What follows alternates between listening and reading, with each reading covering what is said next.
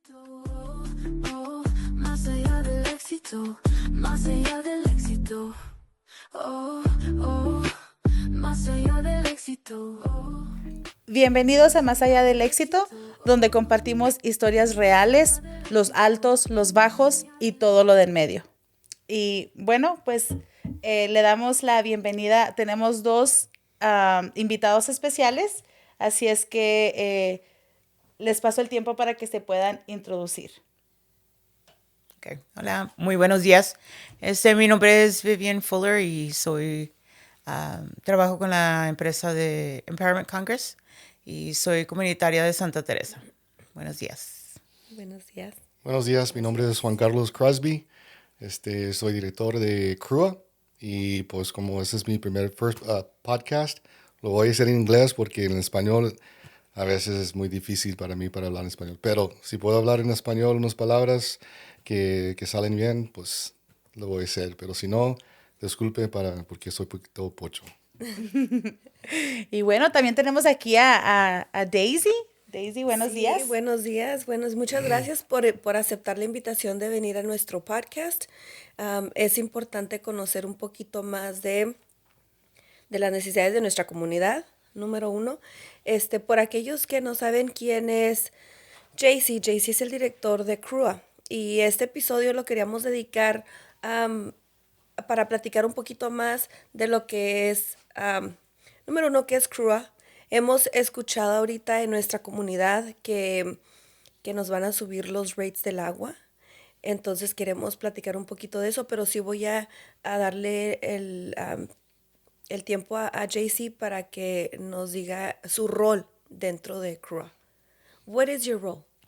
My role is to overall see the operations of the utility as director and also to make sure that we're in compliance with regulatory state and federal standards. And we're regulated by the EPA, known as Environmental Protection Agency, and through New Mexico Environmental Department. Those are the two agencies that oversee water utility compliance and regulation. Nice. So, and then we also invited Ms. Vivian Fuller as a part of the community. She does a lot of outreach. Her nonprofit that she works for, they do a lot of outreach for the community, and they're a big voice in the South out here. And so it's important she's been everywhere, and she knows, she's heard the complaints, she's heard. Ya, yo sí hablo muy bien el español, déjenme, me voy a decir. Miss Vivian sabe los complaints, las necesidades de nuestra comunidad. Entonces sí es importante de escuchar y de preguntar. Entonces vamos a poner a JC un poquito en el hot seat con preguntas que tenemos, que hemos escuchado, al igual como Mili y yo, porque estas preguntas nos las hacen a diario, siempre, ¿no? Ajá, vamos aquí a la Mercedes y ¿qué es lo primero que te preguntan, Mili? El agua. Nos preguntan, oye, ¿y cuándo el agua? ¿Cuándo vamos a ver soluciones con el agua? ¿Cuándo vamos a poderla tomar? ¿Cuándo voy a poder lavar mi ropa sin que me pique la piel? Todas esas preguntas son preguntas reales que la comunidad hace y que realmente pues también nosotros queremos saber exactamente qué es lo que pasa para poderles contestar de una manera directa y transparente más que nada. Well, thank you guys for having me here. Feel free to answer any of the questions. I'm here to answer any of the questions that you guys have. And, I'd like to say that 1 year ago, this probably wouldn't be possible. And the reason why I say that is because we're in crisis mode. And the operational side of CRRUA is beginning to stabilize. With the current positions that are there right now, I have about 3 more positions to fill in the operation. And with the actions that have been taken by the CRRUA board as of now, we are now at a competitive salary with our operational field, and that was hurting us previously. And we're getting a lot of internal training. We hired a retired professor, great professor, Terry Mount. She's a professor out of the New Mexico Water and Wastewater Academy. So we have been accelerating, and we have future plans to get that in. So all these items have been helpful to where I'm able to step aside and take some of the media questions or take situations like this where I can take the time to explain it. It's much needed. And so thank you for the opportunity. Thank you, JC. One subject out there, it's arsenic, right? That's like the one of the biggest subjects out there within the community. JC, if I were to ask you, what do you think caused all this chaos? What could you say about that? What caused this chaos was back in 2023, there was a probe that was installed that measures for the pH, right? Okay, I'm talking, sorry, I thought you were talking about arsenic. Okay, so arsenic. Regarding the arsenic on there is that during the time of COVID that took place, and I'm only speaking base because I was the assistant director at that time, and what I was told during that time is that when the former director, Mr. Westmoreland, was speaking, is that they were waiting on parts to get put in because during the COVID time it was hard to get parts. Now you have to remember, I was barely coming in as an assistant director.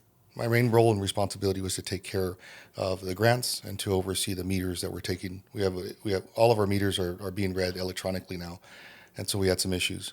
So those were the areas that I understood. Now, how did it begin on there? At a certain time, the system was turned off. So what does that mean? A lot of people get scared and say, hey, well, what do you mean turned off? And so when we say that is that the system is the arsenic treatment system is passing through the arsenic treatment system, right? But is not being treated because the system is turned off. And a lot of people get caught up and saying, hey, it was being diverted. No, it was passing, but those systems were turned off. And from the reason that I know is because they were waiting on parts to get there. So, I mean, that's the plain and simple answer in terms of the history that I know. Okay, there was no way of somebody being in charge of checking that. Do you think it was more of lack of personnel? What do you think was? No, absolutely. There should be somebody in charge. And that relies on, the director, whoever the director is, communicating with the environmental department. And that's the plain and simple answer. I mean, the utility has to be in charge, the director. Sí, y pues como explicas, tú apenas ibas entrando, o sea, ibas nuevo entrando y estas cosas no se iban haciendo y pues imagínate cuánto año estuvimos así que Sí, Esa era mi sí, pregunta. sí. Que ¿cuánto tiempo estuvo así? And I'm going based off of the NMED report that came out. There was an thorough evaluation done by NMED, and what they concluded is based on the data that they received, because we have chips that are inside of our chemical feeds, and so they monitor. And so what they came up was over a year and a half. A year and a half. Over a year and a half. And those have to be conducted daily. Los tienen que estar haciendo ese tipo de revisiones en el agua se tiene que estar haciendo diariamente, semanal, mensual, cada cuándo. How often? The arsenic treatment plants are very intensive. Data has to be documented daily. Daily. Because you have chemicals that are going in there, 3 primary chemicals, and those chemicals balance the pH of the water, and they also treat for arsenic. And the reason why you have to balance for the pH is because arsenic removal, the chemical that is used, operates better at a lower pH to remove it, but then you have to adjust it back up. And that helps us also keep our costs down. So I don't want to get too much on the technical side, but that's the best way to explain it. So that was what caused the December 2023 The pH? incident? Yeah. Yes, ma'am. The pH incident that took place, there was a probe that was installed, and not proper protocols were followed when installing the probe. You're supposed to do calibration checks on it. And what happened was it kept on feeding one of the other chemicals that increases the pH, which in this case is the caustic soda. So, but the highest concentration of the pH that could have been there is a little over 10. Is the highest concentration that you could have been there. It couldn't have gone any higher. However, it was enough of a threat that utilizing our consultant, Bridell, with Bridell Facility Stop, Eric Lopez, great individual, great man, great mentor for me. And he went ahead and made the decision to help us to say, hey, you know what? No drinking, no bathing, no showering with the caustic because of the pH. These are the pH, elevated pH. Pero esto fue solamente en esa crisis, durante esa crisis. Ahorita, sí podemos utilizar el agua para bañarnos, para tomarla y para pues lavar nuestra ropa, etc. No, right now we are meeting every standard that is in place. Now, when it comes to the arsenic, we're below 10, and that is constantly reported on our website. We're also monitored through NMED on a quarterly basis. But what I also want the public to know is that we're taking it a step further. We do testing once a month through an independent lab, and that gets sent out. That's just to confirm the tests that we're doing, because we also do internal tests. To break it down, there's 3 tests.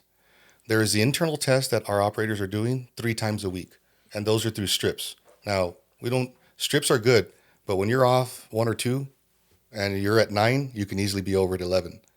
So we want to make sure and validate that what we're doing is good, but secondly, that we're also notifying the public, because we understand the credibility shot. And just like anything else, when you lose credibility, it takes a long time to recover it. And so we understand that.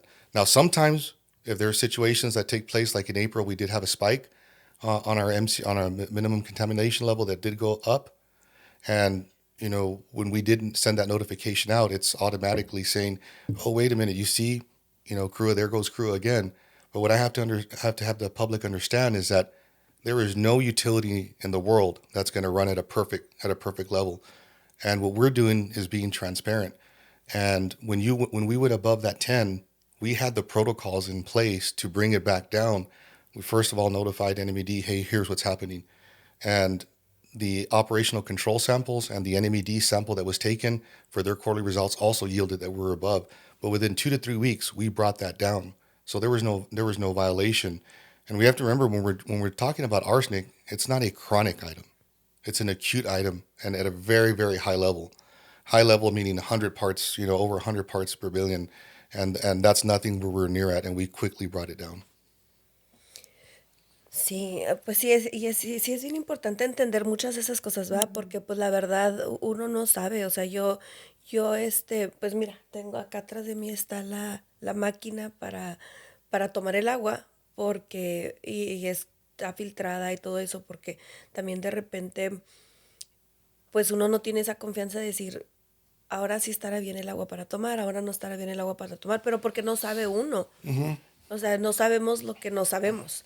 Entonces sí es importante sacar esa información y al nivel de poder nosotros, a nivel entendible, ¿no? Yo creo que al nivel entendible, porque de repente se empieza a hablar uno como con palabras de grandes, big words, and sometimes it's like, It's hard. well, it's hard to understand and to comprehend, and it's like, nomás dime, ¿me la puedo tomar o no me la puedo tomar? Sí, sí. Yeah. No, lo voy a probar en español, ¿ok? Todos necesitan acordarse que en 2001 el EPA hizo que el nivel de arsenico era 50 partes por billones. Y en todos los Estados Unidos, yo creo que en como 2008 se bajó a 10. Entonces, al 2008 y en el pasado, el arsenico en este área estaba el nivel que está ahorita. Okay? Entonces necesitan entender que de esos años estaban tomando el agua, pero nada de eso importa, porque cuando el gobierno dice que es 10 partes por billones, ese es el nivel que nosotros necesitamos pegar. Pero de 2008 y antes, el agua nunca se cambió. El arsenico en este área, como en Sunland Park, donde estamos ahorita, el máximo era como 13 partes por billones. Entonces, en este área que estamos aquí ahorita, por el Mero Vista y Río Vista, era como 13 partes por billones. Entonces, nosotros en este área, en Sunland Park, el arsenic plant, nada más lo bajamos 3 puntos. Okay. Entonces, por muchos años estaba súper alto. No, pues no sabes súper alto. El alto es el máximo era 50. Ah, ¿no? ok. En 2001, el máximo que estaba en el gobierno con EPA era 50 partes por billones. Y nosotros en este área, en Sunland Park, el máximo, el agua que sale de este área en Sunland Park, el máximo que puede salir es 13. Oh, ok. Okay, entonces, pero ya el nivel es 10. El nivel es 10, ya. Entonces, si es 13, no, you're not in compliance. You're above the MCL. Right. But I want people to get a good comprehension, because a lot of people think arsenic. And I'm not a doctor, and I'm not speaking on behalf of a doctor, but I'm just reading on reports, is that it takes a lot of water, more than years, to damage your body. And I'm not. And so, bueno, no, go ahead.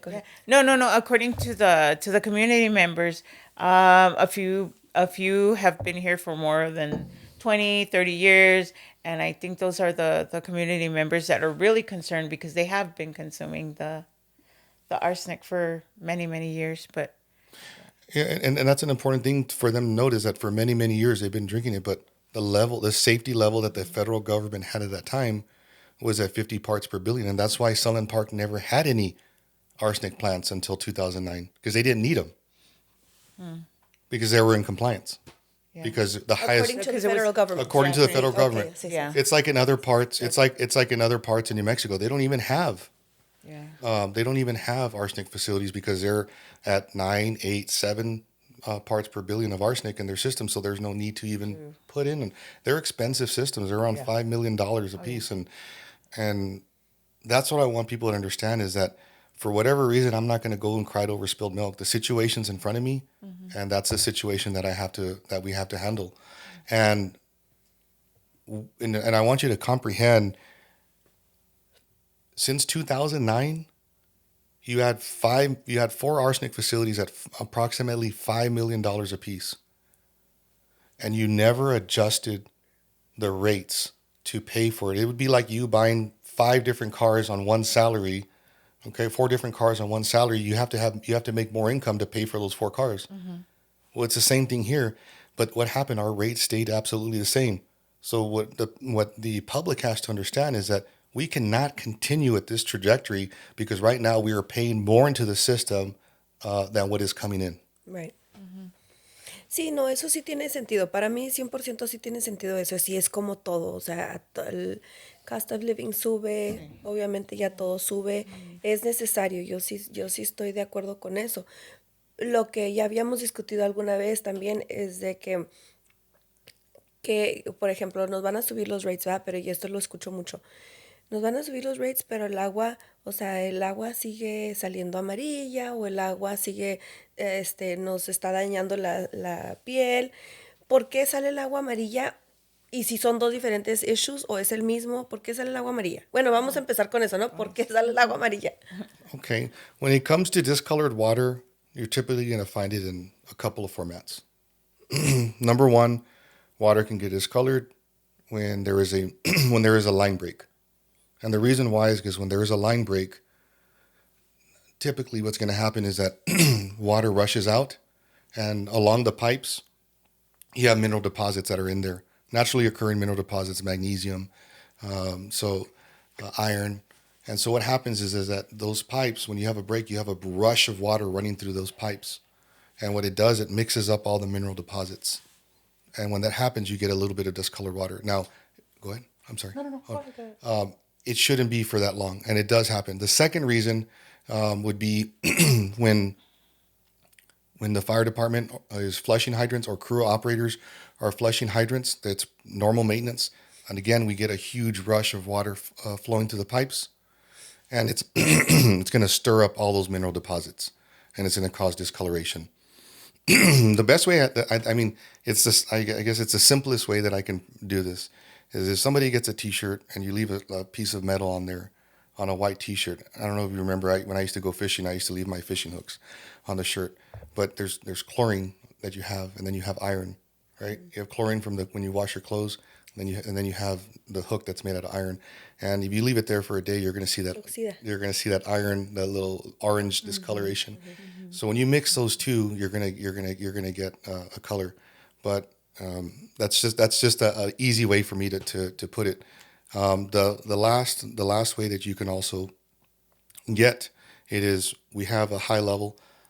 If you look at our 3 tanks that we have here in the Sunland Park area, you have the Metal Vista tank, you have the Napra tank, and then you have the Tia Madre tank. Every 5 years, we should be removing sediment, naturally occurring sediment, the same sediment that is in there. So when we run low on, say, on summers of water, and the tanks run low because some of our wells were down and not fixed, we actually emptied the tank because of how much water we were using. And when you empty that tank and that sediment is there, that sediment's going to get induced into the water system. Like the water system where we drink our water, it's like a bunch of veins spreading out throughout the city. So that all that iron deposit, magnesium deposit comes into our water lines.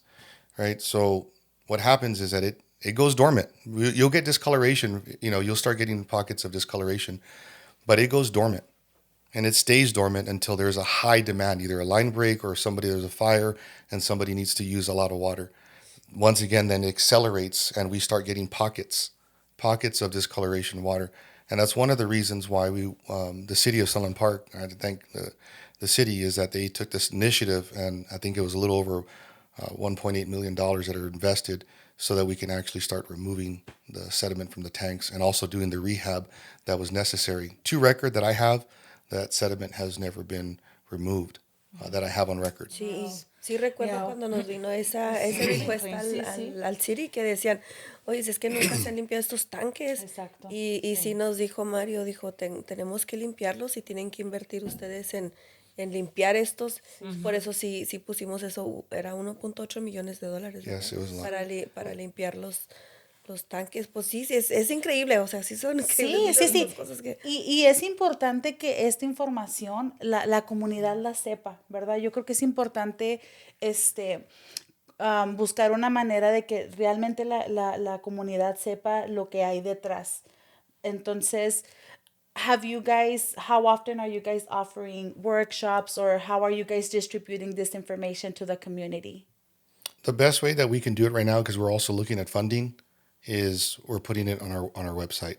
Now, I know a lot of people don't have access to the website, so it's another way that is beneficial is to actually do it during the public meetings. So that's why it's very important for the public to be aware to attend those meetings that we have. And not only that, but you also have folks like Empowerment Congress who do a great outreach to the community. And in fact, I think I even told this last time we were sitting outside, is I actually thank you because you brought the awareness of the issue of arsenic from the very beginning to this community. So I am grateful for that.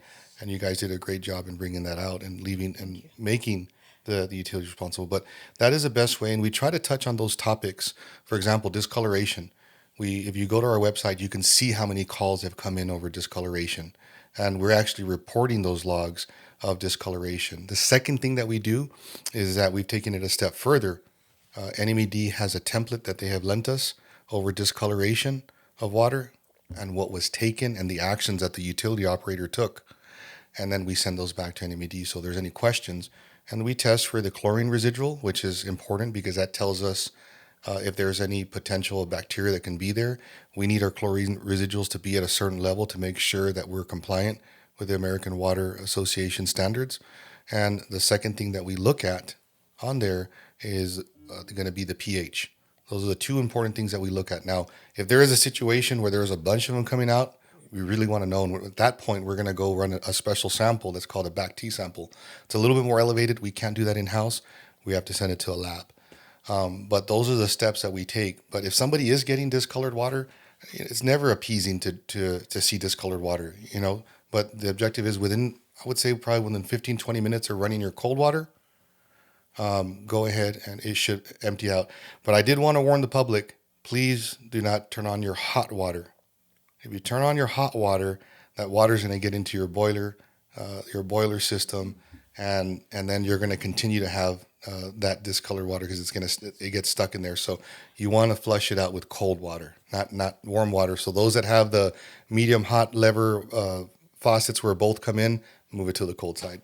So, sí, eso es bien importante, es una cosa muy buena, ¿no? Cuando les toque poquita agua amarillita, es porque o están limpiando una pipa o un hydrant o se quebró una pipa, o etcétera, lo que ha dicho, y que abran la agua fría, nada más la agua fría, y déjenla correr por unos 5 o 10 minutos, 15 máximo. Yeah, 15 max. Entonces, ya para que la miren, pues se salga todo ese color amarillento. Pues yo pienso que como te digo, siempre hay cosas nuevas que aprender. O sea, yo esto sí no lo sabía. Otra cosa muy importante que dicen mucha gente, y apenas el otro día, de hecho, que estaban en las votaciones, porque esto lo estamos grabando ahorita que están en votaciones, pero una chica me estaba diciendo que cuando se baña la piel, le queda como reseca, o la piel le queda mal. ¿Qué tiene que ver? O sea, el agua, la calidad del agua con eso de la piel. The piel is that comes out. skin. The skin. You know, that's a tough one to answer because if it was an ongoing situation, we would have the influx of population coming to us, and that's not a complaint that we get. But I have heard Yes. that there is people that do have it, but Quite a few. some people are allergic to a lot of things, and to say that it's squarely contributed to the water, I can't answer that question because that's a very difficult question to answer because I don't know there's other issues that they may be allergic to, or if there's fabric that was on them and that fabric gets on their hand. There's so many variables that I can't even answer that question. But if it was an issue, I guarantee you we'd have the entire public come out and say, hey, I'm facing this same issue. And people have different sensitivities to their skin, to the soap that they use, to the chemicals that are being on their hair that move to their hand. And so it's a variable that I can't answer. So I think there's a quite a bit of a population that does. So that's one of our top concerns with the water. In our door knocking and our canvassing, that's one of the top ones. The skin, and we've had people with other illnesses, but of course we don't have scientific proof of or doctors, that can actually say that that's what it is. But those are cancer and skin problems. Hair loss is one of those are our top three. So my question as well is, do we have do you do any other testing besides the arsenic and the We do pH? quite a bit of testing. We spend actually there's a lot of testing that we're doing. We're also testing for PFAS, and there's 29 contaminants that are in PFAS, right? Okay, And there's another one, the 30th one, which is called lithium. So we are testing that, and that is our commitment to staying ahead, because not only that, but it's also a requirement that we have to do. When we have our permits, if you're a water utility, you're required to do all the testing that's required by the federal government and by the state. So yeah, there's quite a bit that we're doing. And now the only things I want the public to know is that the PFAS right now, there is no regulation in place yet for it.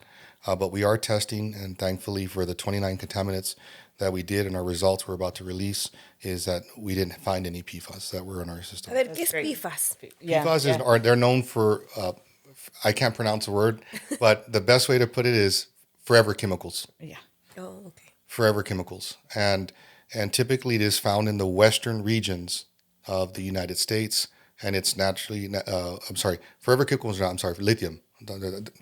What it is, it's called the UCMR5. That's the name of the test that we're supposed to be doing.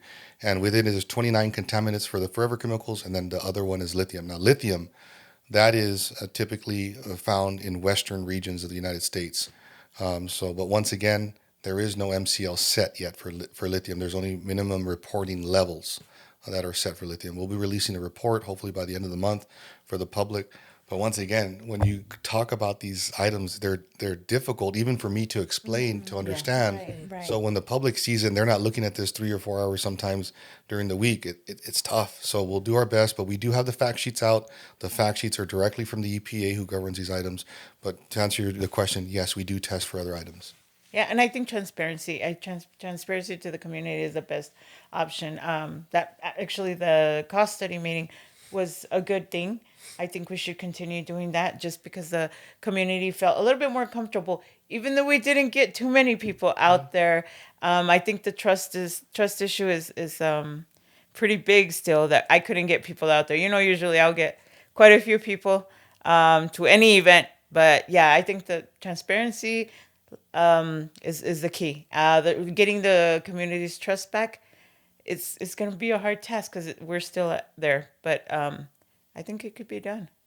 It can be done with a community effort. And Sí. Y qué bueno que ahora ya con facts, ¿verdad? Con papeles, con resultados de los exámenes que han hecho, todo lo que hacen, qué bueno que realmente podamos con ellos demostrar a la comunidad que sí se está trabajando, que sí ya están seguros para usar el agua.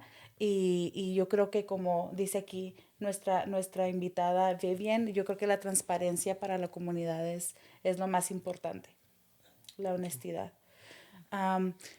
Bueno, vamos ahora a rates. Sí. Pues rates, lo más Yes. importante. Sí, vamos a hablar ahora de... Vamos a hablar de rates, de porque, rates. porque eso sí, eso, pues, o sea, eso ya nos Sí. cuesta en el bolsillo, ¿no? Sí, Ya, ya nos ya pega. tenemos como, aquí en Sunland Park, pues hay variedad de personas adultas, Sí. de familias nuevas, de familias con low income, medium income, y pues ya así, ya va subiendo, vamos cambiando dinámicas dentro de lo que es la ciudad de Sunland Park, ¿verdad? Pero rates. Y hablamos un poquito hace ratito, with the importance of and why, but let's talk rates, JC. Okay, we can talk rates now.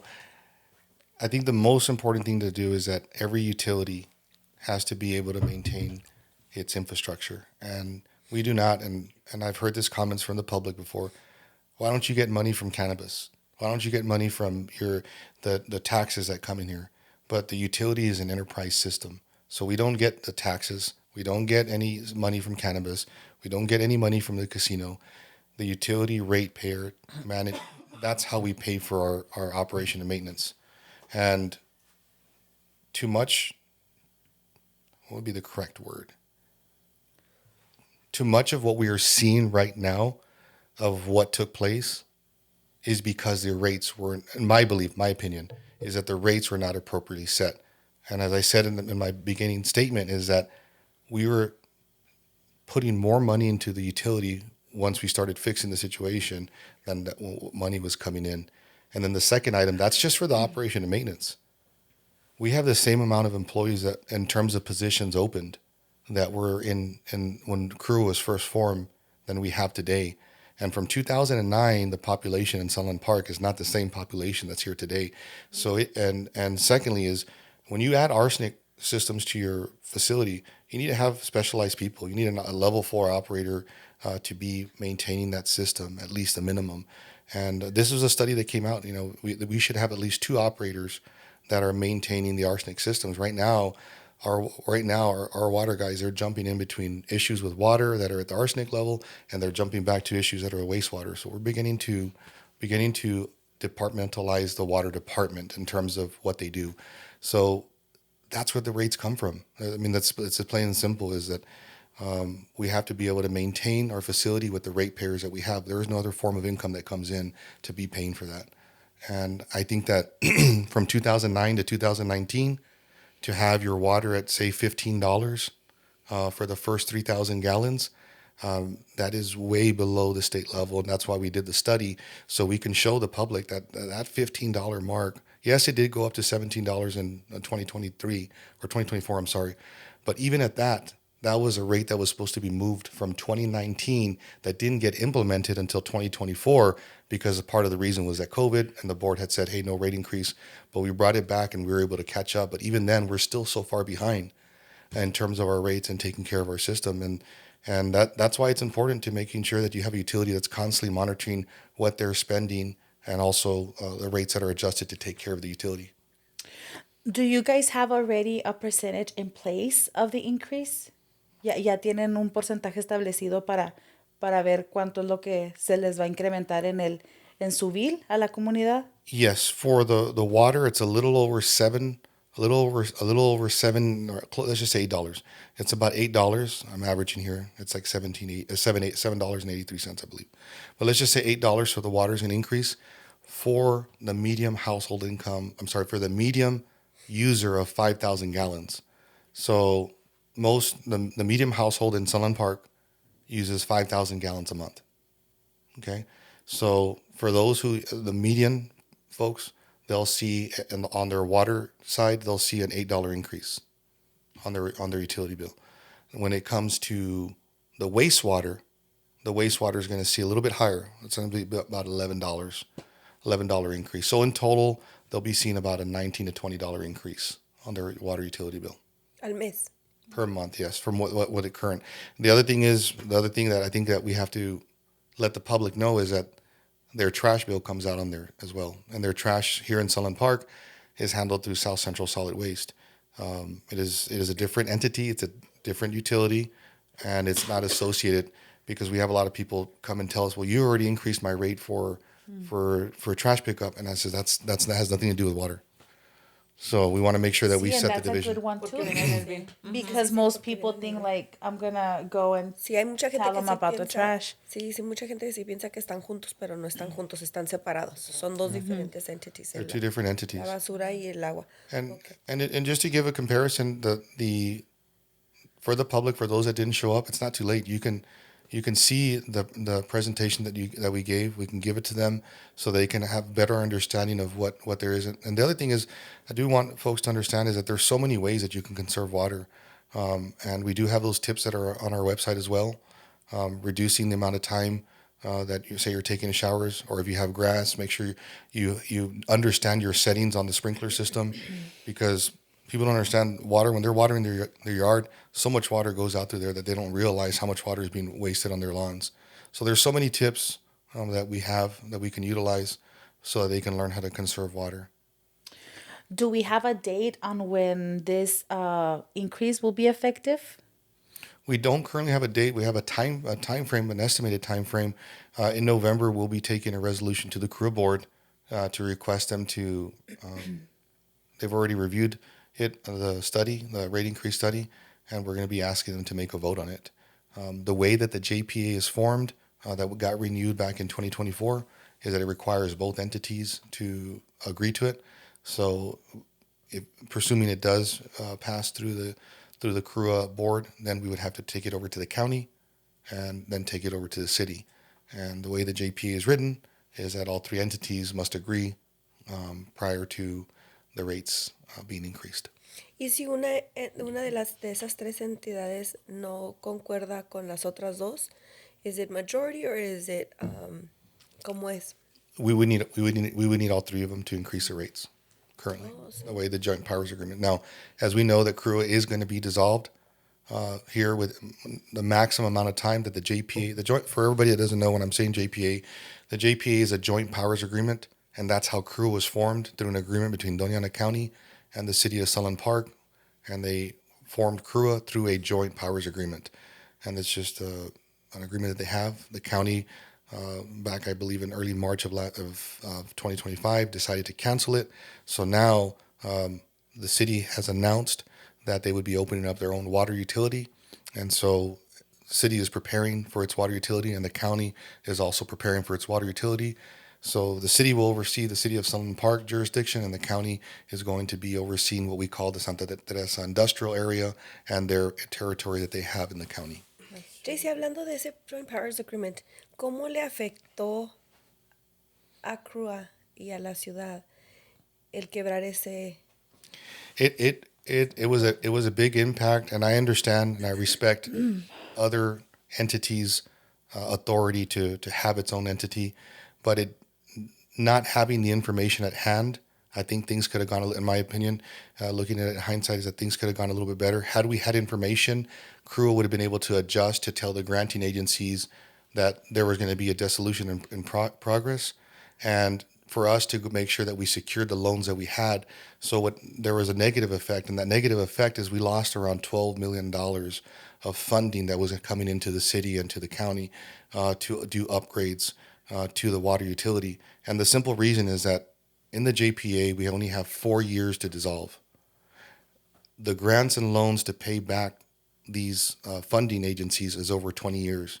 So they told us, you're not going to be in existence for more than 20 years. So we have to pull this money back, or you're no longer a candidate for this grant. Now, we did do our best to go back to the granting agencies and say, hey, look, we are going to dissolve, but we have a financial guarantee from the city and we have a financial guarantee from the county. But just like anything else, applications have a timeline, and some we did not meet. We were fortunate that we did manage to save one. We saved the Colonias grant, which was close to $2 million, and a very important issue where we had some flows that were taking place just not too far from us here. And we were able to pull that money back, so the Colonias went ahead and resubmitted the money back, but to the city, since they were the financial guarantee of that payback. Sí, y nomás para que se chequen las cosas, las decisiones que tiene un board, las decisiones que hacen un voto, lo que causan Puede cambiar. 3, 4 personas que votan. toda una comunidad. O sea, perder $12 millones. Correcto. O sea, es impresionante y son cosas que muchas de las personas no saben y no lo captan porque pues no se entiende. O sea, y si no estás adentro, si no estás viendo las cosas, pues no lo puedes entender, ¿verdad? Entonces es así como que, sí, o sea, tiene mucho efecto por las personas que votas, las personas que te están representando. Es un efecto tremendo. Pues sí es bien importante, and I do want to thank you. I get the rate increase, so now we have a ballpark number, más o menos. Preguntas, chicas, del rate increase. No, más bien de la dissolution. La dissolution va a ser para mid 2026. They have up until 4 years, but with the negotiations that are taking place, I think it'll be sooner. We don't have an exact date, but I think it'll be much sooner. But they have up to 4 years. And yeah, from comments from the community, so I don't think it's so much that everybody's upset about the rates going up. I think people understand that in order to get something better, we're gonna have to pay a little bit more, and you'll see it throughout anything that we do in life. I think it's more of them having to pay for, and this is what I got, was bad management from before, and them having to pay for that now. But why weren't the rates increased before, though? From my understanding, and I'm going back at minutes, that the board did not approve at a certain point the rates to be increased. Okay. And the other thing is the steps that were taken, the rates did get increased, but then they put a delay on it to what do you call it? Because of COVID. So there was actually 2 attempts that went by. The first one didn't go by. The second one did, but it got delayed because of COVID. Okay, yeah, and I just think it's important to take in account, como dijo Daisy hace rato, the older population. We have a big population of elderly people with disabilities as well as low income. So maybe creating a program or something to help out those people that really can't, do with the increase. You're absolutely right. That's one thing that we're taking a strong, hard look at, to seeing what other communities are doing, and we're not going to stop. The only thing is I can't announce before something hasn't been approved by the board. In that case, not only that, but as we're going to get dissolved, I can't speak for the next administration that comes in. But there are certain things that are out there that have been used among the communities to definitely look at the aging population, especially seniors, and that's one thing that we're going to continue to look at, to making sure that there is avenues for that, because I do understand there is certain people that are here that do have a fixed income, and we can say that those that are working $20 plus $20 nothing, but $20 is a lot for somebody who's on a fixed income or retired. Right. Yeah. Both my parents are retired teachers, and I see it in them. I see it in them. The insurance premiums keep going up, and their retirement is it's going up with cost of living adjustment, but not to meet the demand of the increase of rates that are going in. So I understand. No, sí, that was one. So we could go into that, to talking about solutions, porque sí, yo también estoy con Vivian de que no creo que es el problema tanto de subir, porque como es, and I think you put it right, así perfecto cuando dijiste eso, o sea, ya como que estamos exprimiendo el limón hasta ya no tiene jugo, pero lo queremos seguir exprimiendo porque, pues, por cualquier razón, ¿verdad? Pero ya lo hecho está. Tenemos que invertir en nuestros recursos si queremos que nuestro recurso nos dé al 100%. So I really do think that that's not going to be an issue, pero nada más sí va a haber gentes, sí que lo van a necesitar, ya sean elderly, la comunidad más adulta, porque sí tenemos a muchas personas adultas que viven así con ese income, y también hay gente que está below the poverty level. Yes. Y también hacer, no sé, tipo scholarships, no sé, se me viene a la idea muchas cosas, a la mente muchas ideas de que en qué podemos ayudar, ya sea como creando quizás scholarships, y eso ya también lo podemos ver dentro de, porque lo que yo sí quiero es que, por ejemplo, a mí me gusta mucho el vamos a hacer build on, ¿verdad? Hay que no aplastarnos. Entonces ya tenemos este water utility gracias a Dios ya Sunland Park va a tener ya su propio water utility, ya ellos van a tener su propio, como vayan a hacer las cosas. Pero hay que cargarlos, hay que hacerlos embrace, hay que ayudarlos a crecer, la verdad, porque creo que a la final pues esta agua la tenemos y no es como si tenemos el dinero para cambiar todas las pipas y hacerlo todo de un fregazo, no lo tenemos. Yeah. And what I also want the public to understand is what's taking place here, or the topics that we discussed, rates. I mean, if we just look at our neighbor across the street in Texas, I believe they've had 8 consecutive rate increases, 8 consecutive, and compare that. Also take a look at what is the average. Now, it's hard to compare apples to apples because some people don't have arsenic treatment in their system, and that's a cost. But if you look at the average cost across New Mexico, we're right in the middle of that pack. We're not at the lowest anymore, but we're not at the highest. So those are all also important factors to look at. And the other thing is that as the federal government, and I want people to understand, as the federal government puts higher and higher demands for the regulation and compliance, which is a good thing. I'm not complaining. It is a good thing that our federal government is overseeing what is going into our water. But if, for example, I pray we don't have to, that nothing changes with our forever chemicals or the PFAS, because right now I was happy to see the results. But let's just say we did have to treat for that, or those communities that are across America that are in the same position as Sunland Park, where they do have to treat for that, how much is that going to impact their bill also? It's something that has to be done, and it costs money to treat, and it's expensive to treat. So you're bringing that up right now. The new project that's coming up over here by the border, Project Jupiter, is that going to affect our water? Because I know that PFAS is involved in those type of projects one way or another. And is it going to affect our rates even more whenever it does come into our community? Regarding with Project Jupiter, the board did approve for me to sign a non-disclosure, so I can't speak on regards to Project Jupiter. But what I can speak to is in general terms, when we're looking at say database centers. If it's a closed loop system, which there's typically 2 forms that are utilized for database centers. Back when database centers were first coming about, they used water to keep their systems cool. And that's where millions of gallons were being utilized. But now database centers have advanced so much that they're not even having to use, they're using a closed loop system. So what happens is that once water gets put in there, it's not like you have to keep refilling it. You do get some dissipate and some has to come back in, but it's more of a kind of like how your radiator works. You don't change your radiator fluid every single day, right? No. It doesn't have to flush there every single day. Well, you go about 100,000 miles on it, right? And then you have to exchange it out.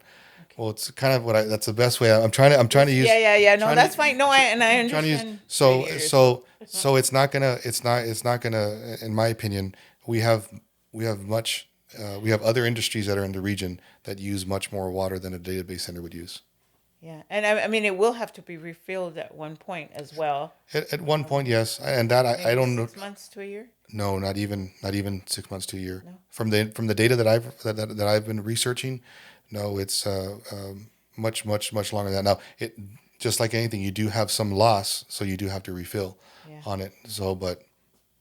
And then the initial. The initial fill up, yes, there's quite a few gallons. Y pues sí, nada más 2 cosas, definitivamente sí ver las opciones que tengamos para poder apoyar a la comunidad con este impacto de incremento en su bill que vamos a ver, ¿verdad? Aunque sean $20, comentábamos que para $20 para una persona mayor que vive mes a mes con el ingreso que reciben, pues sí, puede ser, les puede afectar. Entonces, definitivamente buscar opciones para ver cómo podemos ayudar a ese tipo de personas que se va a ver más afectado con este cambio. Y una sugerencia, JC, just a suggestion, sí tener la información cuando se les da workshops y cuando se les comparte la información a la comunidad, tenerla en inglés, pero también tenerla disponible en español. Que alguien realmente se tome el tiempo de explicarle a la gente en español, porque alto % de nuestra comunidad aquí en Sunland Park hablan español. Es su primer lenguaje que dominan más. Entonces yo creo que sí es importante tener esa opción para ellos también. Y también creo que como counselor del City of Sunland Park, yo pues ya voy para afuera. Y ahora ya como constituent te voy a hablar. Ya como constituent. Es importante pues traer estas cosas también al concilio. Es importante verla del otro lado pues así como le estamos haciendo de hecho ahorita, o sea, educarnos y traerlo. O sea, decir, ¿sabes qué? Pues ahorita pues Mario es nuestro city manager y decir, Mario, ayúdanos a buscar soluciones para ayudar a la gente que va a ser afectada, a la gente que no va a poder consumir, porque no nomás debería de ser CRRUA. Yo pienso que también nosotros como ciudad deberíamos de tener un poquito más de empatía en a lo mejor ser más creativos para ayudar, al water utility, ¿verdad? Y creo que eso se debería de haber hecho desde hace mucho. Sí, no. O sea, creo que no nomás la ciudad de Sunland Park, pero también el condado, el condado deberíamos, en vez de estar unos contra otros en las throats, ¿verdad? Ayudarnos, a que ese board ayudara y que tuviera ideas y let's do this and let's do that and let's create ideas to help the community. Desafortunadamente, pues Y no creas, nosotros como Empowerment Congress, hemos llegado que el City nos ha dicho, no, pues nosotros no tenemos que ver nada con el agua. No, ¿cómo que no? Órale, aquí venimos y damos comentario público en el condado, vamos a todos los county meetings y también, no, que nosotros de que nomás tenemos que ver, no, a ver, órale, y ha sido una lucha muy difícil porque hemos tenido que involucrar a todos, como dijo JC, nosotros fuimos los que dimos la alerta a las personas que había algo estaba pasando con el agua, ya gracias que ya se están acomodando las cosas un poco menos, pero es que es una unión de comunidad, de los de la ciudad. De la ciudad y los comisionados. Sí. Hay que juntarnos porque sin poder juntarnos no vamos a poder hacer nada, no vamos a salir adelante. Y lo bueno es de que ahora JC se ha abierto un poco más con nosotros, con la comunidad, porque pues yo trabajo todos los días fuera hablando con las personas. Muchos de los comentarios y las preguntas también me llegan a mí y pues sin tener todos en el mismo nivel no se puede conseguir lo que queremos conseguir. Y ahorita, bueno, para Empowerment Congress es agua limpia y segura para poder tomar, potable, agua potable. Sí, y así si nos juntamos todas las entities, yo digo que podemos hacer algo, o sea, no nos tenemos que separar, ni andar peleando, ni andarnos echando, yo pienso que lo importante es, sí se puede, es que sí se puede, yo pienso que sí se puede, 100%, es buscar soluciones y ayudarnos unos con otros, o sea, ¿en qué te puedo ayudar? Y no hablar mal de uno del otro y del otro y ahora te voy a aplastar porque te miro abajo, like, no, es empoderarnos a todos para poder tener nuestra agua limpia y segura. Y bueno, ahorita antes de terminar, tengo una dinámica bien padre que les va a gustar. Sí, porque, verdad, ya comentando aquí, como comentábamos al principio, pues un voto de 4, 5, 6 personas puede afectar a una comunidad entera. Entonces, sí, hay que estar de acuerdo lo más que se puede. Y somos seres humanos, tal vez a lo mejor tenemos opiniones diferentes, ¿verdad? Pero al final del día estamos aquí para el beneficio y el bienestar de la gente. Tenemos la misma meta. Exacto. Sí. Aunque sí va a haber gente que aunque escuche el podcast, aunque escuche, le des todos los facts, va a haber gente que va a decir, claro, no, ni madre, yo no voy a pagar. porque no voy a tomar esa agua. Sí. Por eso tengo esta dinámica. JC es el, y JC no sabe, ahorita ya se va a poner bien rojo. Pero estamos aquí grabando en Sunland Park. Entonces vamos a agarrar un vaso de agua, vamos a abrir la llave y le vamos a dar a JC para que tome del agua del zinc de Sunland Park. ¿Te animas, JC? I live here in Sunland Park, so, I drink our water from our faucet. So. But will you take a cup of water from the sink? Absolutely. Ah, bueno, porque... No, absolutely. Es que eso no sabe. Yo he escuchado a gente que dice, a ver, tómese el agua. Entonces, JC, me voy a parar. While you go get that water, I'll give you guys a real quick story. that took place yesterday and that I'm very proud of because it's taken us, since I started since 2024. What happened was that yesterday we had a line break. We did announce it. It did go out on the social media. And I was very proud because this shows the community in action. Is we did sign a memorandum of agreement with the city of Sunland Park to provide assistance. Thank you. Hey, qué rico. Thank you. To provide assistance. Ya ven? Yeah. I did. Yeah. And I'm saying drinking it, but I was telling Councilor Lida that I was real proud. It was a proud moment yesterday, and I know for other utilities we do that every day, but for us it was a big accomplishment because before we didn't have a heavy equipment like a backhoe. We got our first 2 rentals. There was enough funding this year, so we did get our 2 backhoes, but we still didn't have the other heavy equipment. And the city of Sunland Park yesterday provided a big dump truck that we need to fill the holes that we make when we do water line repairs. And it was the first water line. I asked the operators, when was the last time we did a main water line break? You can do the small ones that are at the house. When was the last time we did a main water break? And he's like, 2019, 2018. And I was like, what? And so it was a big accomplishment for the utility to take care of its own water line breaks, because what we were relying on the past was contractors. Not that there's anything wrong with contractors. They play a special role, but it's a lot more expensive to do a water line break from a contractor versus doing it in-house. And so we had the appropriate staff. We got a second generation utility worker from Las Cruces named Filiberto Aguirre. And his son is also a third generation utility worker. He's just come on board with us as well, coming out of the Water Academy. So it was just a proud moment yesterday to see CRRUA's utility workers and the city of Sunland Park joining forces to take care of this main break. Could not have been done without the city's help regarding their personnel that helped us out. So very proud. And the shout out also goes out to the county. There's several areas that are going out in the county right now where they're paying for heavy upgrades that are needed to the well, to the wastewater plant. So both entities are stepping up now. And it's sad that it took an outbreak like this that we experienced to open up everybody's eyes. But it just goes to show how crucial our water is and how valuable of a resource it is.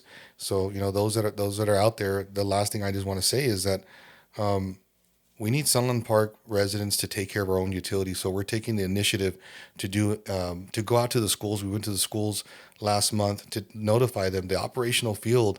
It is a technical field, just like plumbing and just like electrician, and probably more advanced because you're having to do sometimes all 3 in 1. And it's a great paying position. The salaries that are out there for operators across the United States, you're never going to go without a job in this field. And so we're trying to do our best now. We've teaming up with our COGS to find out there's funding that's out there so we can have resources do in-house, because right now it's not a big demand or a push from the entire state to have operators. It's not a field that's looked at, and that's why there's so little. But there's only so much equipment. Like I can't even touch our arsenic treatment facility. It takes a level 4 operator. So there are certain specialized roles that are needed, and I'm trying to find a better way to reach out. So if there's any way that you guys or know of or can communicate, be in there for us, because we're going to continue pushing, starting from the school level, to have our own operators grow from within. Y la unión hace la fuerza. That's right. Yes. No, sí, pues you see, these are careers. This is a totally different topic, Yes. which we're soon going to have a job fair, but it is important to know about these opportunities, because we talk a lot about lack of employment, but then we have also lack of people interested in joining That's right. that kind of work, and it's there. Yeah, it involves engineering for those who are engineers. It involves chemistry for those who want to go into labs. It involves electrical. It involves, you name it, plumbing, mechanical. It's all fields in one. So it's a great career, great position. And so. Yeah. Great. Pues thank you. JC is drinking the water, guys. Sí se está tomando el Come agua on, del JC. zinc, I already Take I another got a sip. little bit left. Pues muchas gracias, Vivian. Muchas gracias, JC. Thank you for taking the time and being here. Thank you for what you guys do. We really appreciate it. Y no sé si quieran, antes de que cerremos este episodio, si quieran ask any questions, add any comments before we end up this episode? No, the only comments that I have is I'd like to thank the community because we went through a painful 2 years, of mistrust with the water utility, and rightfully so. And when people will ask, like, I mean, don't you get upset? I mean, don't you get hurt? Yeah, I've made them flesh and blood, and when people say certain things that are harsh and almost personal, it does hurt. But I do have to stay calm, and I have to understand the pain that the utility went through. And the only way that we can speak now is through facts and through results, because our voice right now does not matter. And that's why we try to speak with that. And I understand we also didn't have appropriate personnel to go out and do the community. And the city has helped us out. They hired a community coordinator, and they have and we also put in our own public information officer that is helping Udell Vigil. So we're doing our best to reach out and to put information, but that doesn't mean that the answer is solved from what you want to hear from us. And so we continue to ask the public, reach out to folks like Empowerment Congress, reach out to the folks, even to the media, to your local representatives that are here, so that we don't know the information that you want to hear, where we can guess, but you need to come out directly and ask from these avenues so that we can give you the information that we need so you can feel safe, that we're doing our best to provide the best quality of water that you can have here in this region. Thank you, JC. Pues tenemos una... Pues nomás, thank you, all of you, for, having us here and having this conversation. Ya se acabó su agua, JC. Y pero no, thank you for coming in and speaking about this. I think the community will really appreciate it. Y gente, si tienen algo que preguntar o algo que decir, miren, aquí ya está JC. Ahorita acaba de abrir las puertas para que la gente pueda ir a preguntar y si tienen algún problemita o algo que no les siente bien, JC está disponible para hablar con ustedes. También yo pienso que las personas de CRRUA también siempre están disponibles. Y como, si no, pues háblenme a mí y yo voy y hablo con JC personalmente. Sure. Ya lo he hecho muchas veces. Pero aquí estamos para ustedes, comunidad, y muchísimas gracias por la invitación el día de hoy. Y pues nada, también gracias otra vez. Nada más también les hago la invitación a toda la comunidad que vayan a las juntas. Es importante saber estos temas, es importante saber más información. Vayan, y cuando se les invite a las juntas, por favor, es importante que asistan para poder educarnos y saber los cambios que vienen a la comunidad. Y comenten, hagan share, mírenos por YouTube, Instagram, Facebook y por todas las plataformas digitales. Coméntenos qué más quieren ver, qué más quieren oír, cosas importantes. Ahorita nos estamos enfocando mucho en nuestra región de lo que es Sunland Park, Doña Ana, Chaparral, Verino, Anthony y El Paso. Estamos a 5 minutos del Paso. Así es que coméntenos, denos like y hagan share. Y si les gustó este episodio, share. Y si no les gustó, también hagan share, porque a otra gente les puede gustar. Sí. Bueno, Gracias, muchas gracias. Thank you. Thank you. Más allá del éxito, más allá del